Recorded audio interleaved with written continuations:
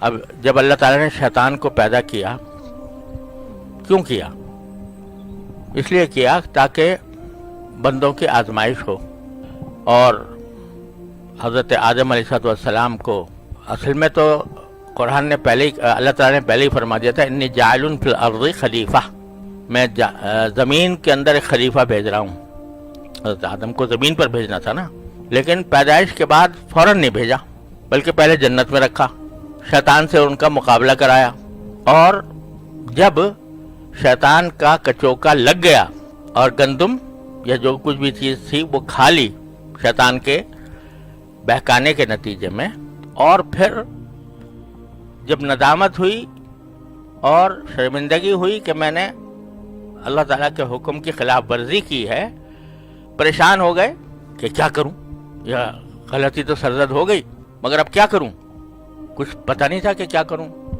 فتلقى آدم من ربه کلمات، تو پھر اللہ تعالیٰ نے سکھایا کہ یہ کلمات کہو، ربنا ظلمنا انفسنا وان لم تغفر لنا وترحمنا لنکونن من الخاسرین. تو توبہ اور استغفار کا طریقہ سکھایا، پوری عملی مشق کرائی دنیا میں جانے سے پہلے کہ جب دنیا میں جاؤ گے تو پھر یہ شیطان تمہارا دشمن ہے، یہ تمہیں پریشان کرے گا، تمہیں بہکائے گا، تمہیں کچوکے لگائے گا.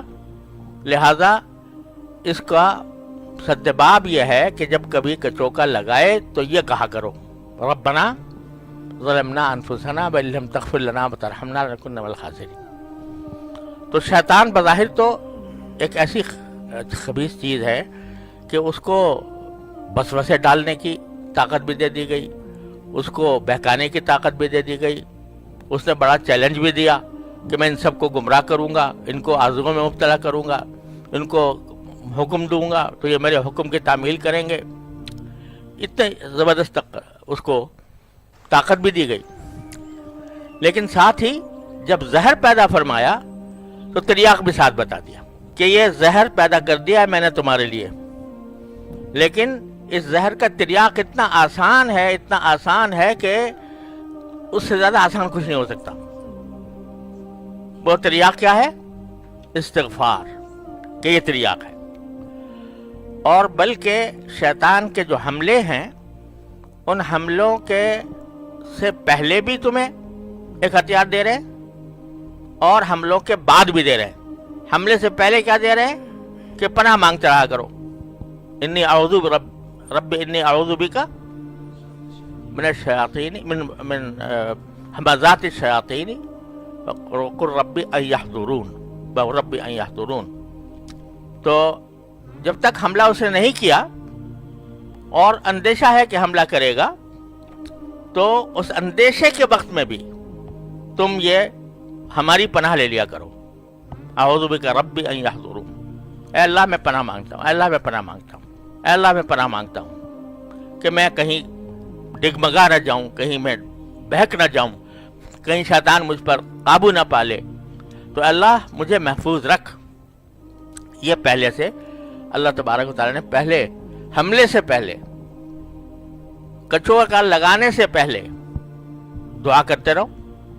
جب مجھ سے مانگو گے کہ میں پناہ مانگتا ہوں تو ہم آنے بھی نہیں دیں گے اس کو تمہارے پاس، اس کو تمہارے پاس پھٹکنے بھی نہیں دیں گے اگر ہم سے یہ دعا مانگی. قل ربی انی اعوذ بک من ہمزات الشیاطین واعوذ بک ربی ان یحضرون. صرف اتنا ہی نہیں کہ وہ کچوکا نہ لگائے بلکہ میرے پاس بھی نہ آئے، میرے پاس بھی نہ آئے. یہ دعا مانگتے رہا کرو. تو کیا ہوگا کہ ہم آنے ہی نہیں دیں گے. اور اگر تم کبھی غفلت میں مبتلا ہو گئے ہم سے پناہ مانگے بغیر، تو ہماری پناہ لیے بغیر شیطان تم پر حملہ آور ہو گیا، پھر دوسرا ہتھیار کیا دیا ہے؟ استغفار. تو اللہ تعالیٰ کی حکمت سے، اس کی رحمت سے یہ بات ممکن نہیں تھی کہ ایک طاقتور دشمن پیدا فرمائیں اور اس کے مقابلے کی طاقت نہ عطا فرمائیں. تو مقابلے کی طاقت یہ عطا فرما دی کہ پہلے یہ کہا کرو، بعد میں یہ استغفار کیا کرو. تو اگر فرض کرو کسی وقت اس نے کر بھی دیا تو یہ اس کا کچھ تمہیں نقصان نہیں پہنچے گا، اللہ تعالیٰ معاف کر دیں گے.